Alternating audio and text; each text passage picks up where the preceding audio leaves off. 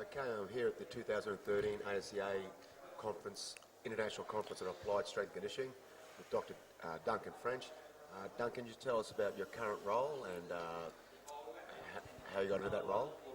Yeah, I'm currently working with the English Institute of Sport. I'm what's called a technical lead for strength and conditioning. I'm one of 5 technical leads with the Institute in England, and I manage the Northwest region for the EIS. So at the hub site in Manchester there, we've got some strong, powerful programs like British track cycling, GB taekwondo. We've got some water polo programs, para swimming, netball. So yeah, it's quite a big site that we're involved with, and I kind of coordinate 8 other strength and conditioning coaches there. Now, and you also worked previously for Newcastle Football Club as well. Can you tell us a little bit about the differences in training you noticed between working with a team in the English Premier League versus who's got weekly and twice weekly competitions versus an athlete who's peaking months down the track looking for a gold medal?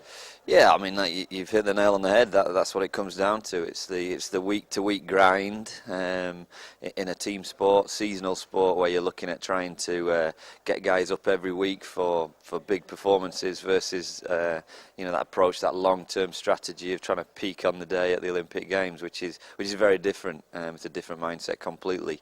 We kind of work on the philosophy in an Olympic quadrennial cycle where following Olympics, the first year is all about research and innovation and looking for new ideas and pushing the boundaries of your understanding. The second year into the quadrennial cycle is more about solidifying some of those new innovations, and then the next 2 years, the third year is about prepping it and really drilling down, and then the last year I guess is about don't screw it up, and give the guys the chance to peak. So it's definitely a long-term strategy in the Olympics and an Olympic sport, whereas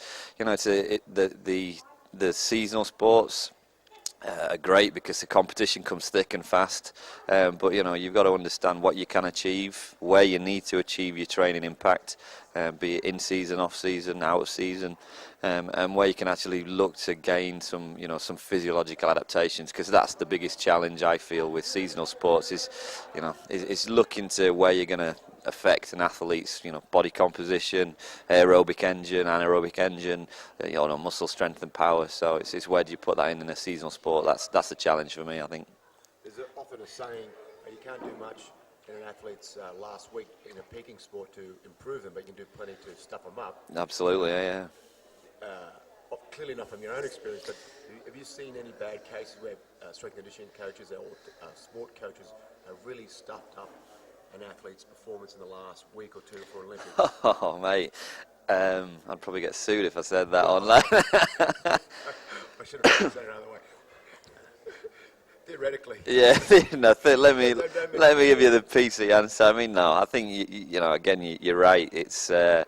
It's easy to screw things up, and what I always say is, as S&C coaches, we've got to be humble. We've got to realise that we're a small cog in a big machine, and sometimes I think we get ahead of ourselves a little bit and think we're the answer to everything. But what we need to do is the physical development of an athlete is one component. There's the technical and the tactical side that goes to that as well. So, we're 1/3 of a big puzzle. So we can't get ahead of ourselves. But the last thing we want to be doing is impacting at that end stage, trying to we're trying to squeeze out the last ounce of effort and performance.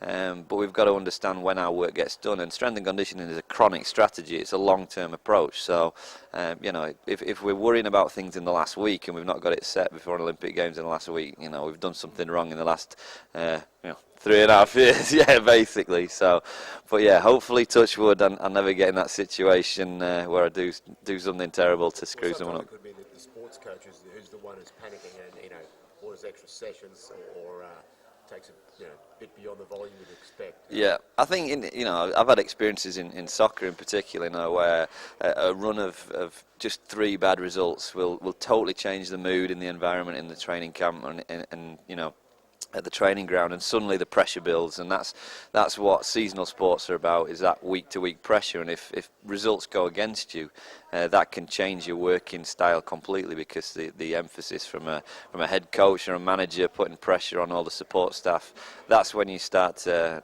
feel it and reflect and think, is what we're doing right? And you can make some rash decisions, but I'm a big believer in, if you have a philosophy and a rationale for what you're doing, you stick by your principles, and you'll go places if that's the way. Yeah, for sure. Not everyone holds their line. Thanks very much, Duncan. No problem. Great. Thank you. Cheers.